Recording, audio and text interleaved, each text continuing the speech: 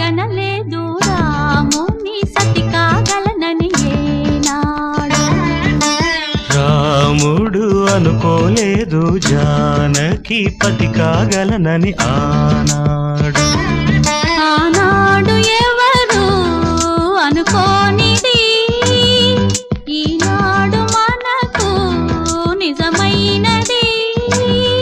ఆ రామాయణం మన జీవన పారాయణం. రాముడు అనుకోలేదు జానకి పతి కాగలనని ఆనాడు.